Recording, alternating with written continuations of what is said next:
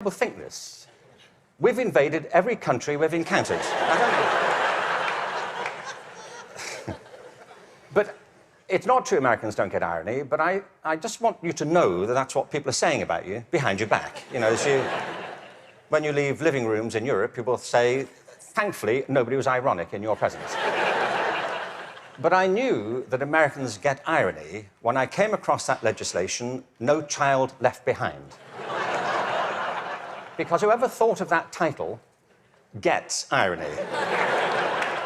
Don't they?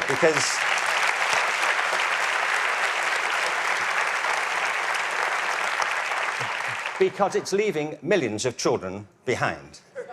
Now, I can see that's not a very attractive name for legislation. Millions of children left behind. I can see that.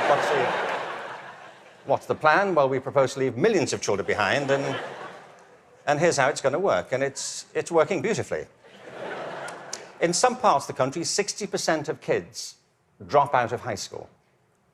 In the Native American communities, it's 80% of kids. If we halved that number, one estimate is it would create a net gain to the US economy over 10 years of nearly $1 trillion.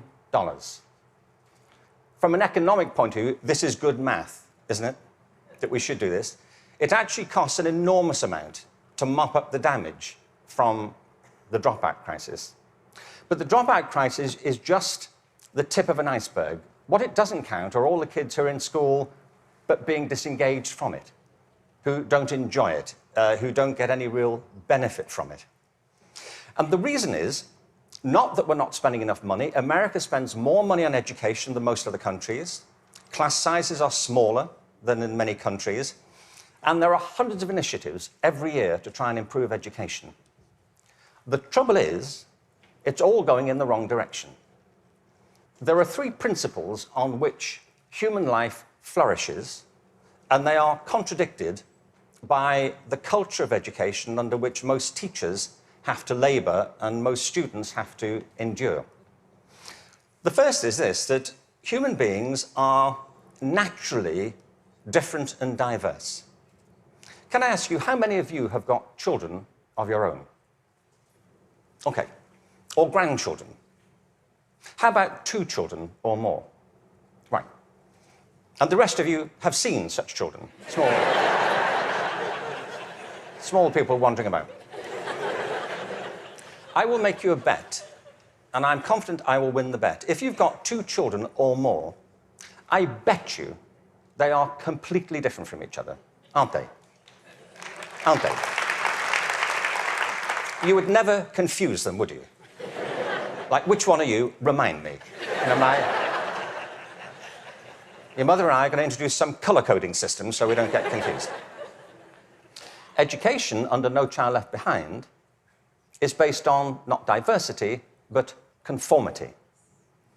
What schools are encouraged to do is to find out what kids can do across a very narrow spectrum of achievement. One of the effects of No Child Left Behind has been to narrow the focus onto the so-called STEM disciplines. They're very important. I'm not here to argue against science and math. On the contrary, they're necessary, but they're not sufficient. A real education has to give equal weight to the arts, the humanities, to physical education. An awful lot of kids... Sorry, thank you.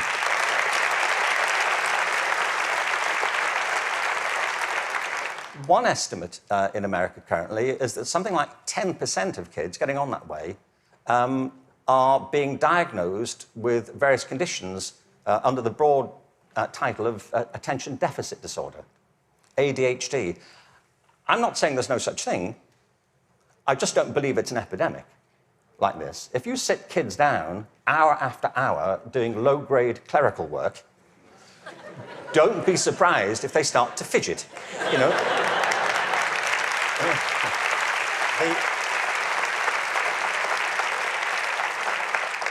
Children are not, for the most part, suffering from a psychological condition. They're suffering from childhood, you know, and I know this because I spent my early life as a child. I went through the whole thing. And kids prosper best with a broad curriculum that celebrates their various talents, not just a small range of them. And by the way, The arts aren't just important because they improve math scores, they're important because they speak to parts of children's being which are otherwise untouched. The second... Thank you. The second principle that drives human life and flourishing is curiosity. If you can light the spark of curiosity in a child, they will learn without any further assistance very often. Children are natural learners. It's a real achievement to put that particular ability out or to stifle it. Curiosity is the kind of engine of achievement. Now, the reason I say this is because